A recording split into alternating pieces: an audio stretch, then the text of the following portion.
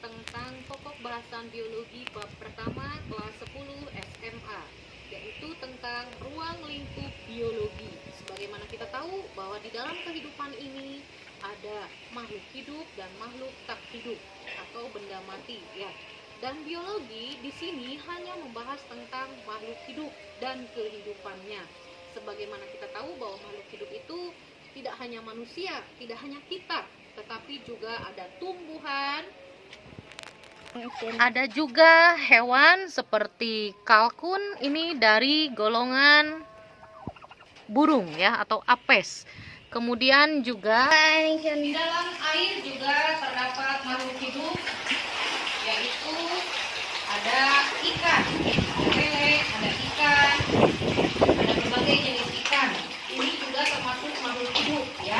Selain ini juga makhluk hidup itu ada mikroorganisme, makhluk hidup yang berukuran kecil, yang kadang tidak terlihat oleh mata tetapi dia hidup. Seperti apa itu? Bukan makhluk halus, itu ada wujudnya ya, seperti Archaebacteria dan Eubacteria serta Protista.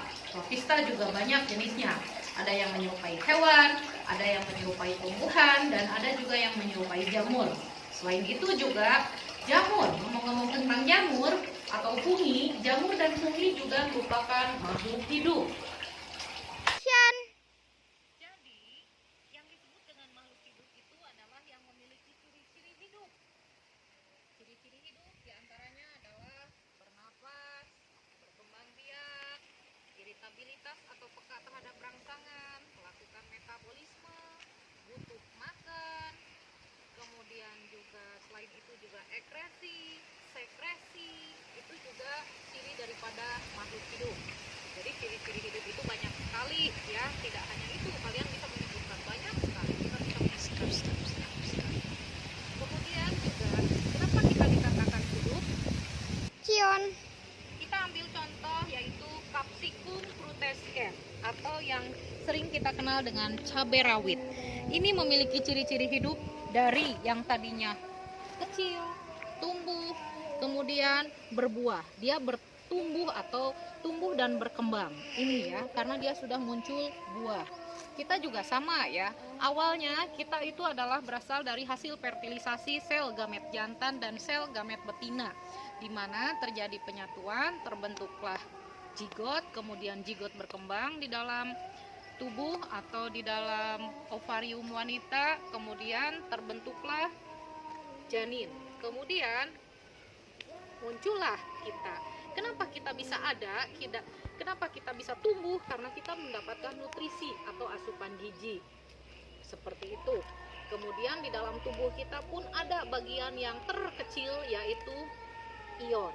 Ion-ion akan membentuk atom, proton, neutron, elektron. Kemudian dari atom-atom tersebut terbentuklah struktur satuan yang terkecil, unit satuan terkecil yaitu sel. Jadi di dalam tubuh kita ini ada berjuta-juta sel. Kemudian sel-sel ini akan membentuk jaringan. Kemudian jaringan ini akan membentuk organ. Kemudian organ-organ ini akan berkesinambungan membentuk sistem organ dan terbentuklah makhluk hidup atau makhluk individu atau makhluk tunggal ya. Kemudian kita melihat lagi ke sebelah sana, ternyata banyak klik. Jadi tingkatan organisasi kehidupan itu dimulai daripada molekul, sel, jaringan, organ, sistem organ, organisme. Kemudian kita bertemu dengan spesies yang sama, terbentuklah sebuah populasi. Kemudian kita bergerak keluar dari populasi, melihat ke arah lingkungan sekitar, akhirnya terbentuklah komunitas. Kemudian setelah itu kita bergerak lebih jauh lagi, ternyata komunitas itu bermacam-macam dan lebih luas lagi, yang disebut dengan ekosistem. Kemudian ekosistem yang lebih luas lagi namanya adalah bioma, dan bioma terbesar itu namanya adalah biosfer atau permukaan bumi. Nah, di dalam bumi adalah kita. Itulah tingkatan organisasi kehidupan ya. Molekul itu terbagi menjadi 3. Ada molekul yang paling besar yaitu asam nukleat. Kita memiliki DNA. DNA itu yang kita dapatkan dari orang tua atau fenotip atau induknya ya.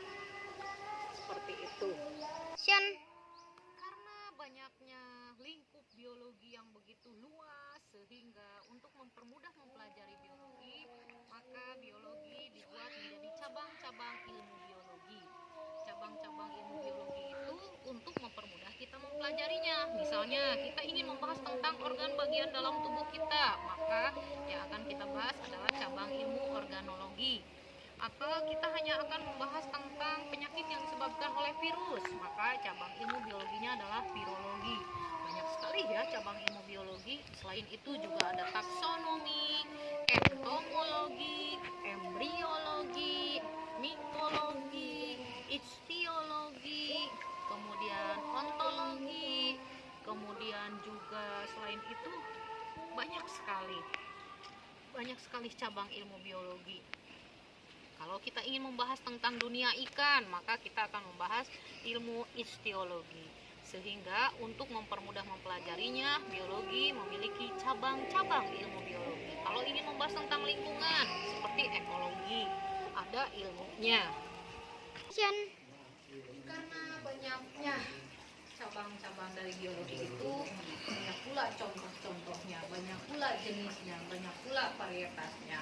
Nah, untuk itu demikian pokok bahasan kita hari ini hanya membahas tentang ruang lingkup biologi, yang pada intinya biologi itu hanya membahas tentang makhluk hidup dan kehidupannya.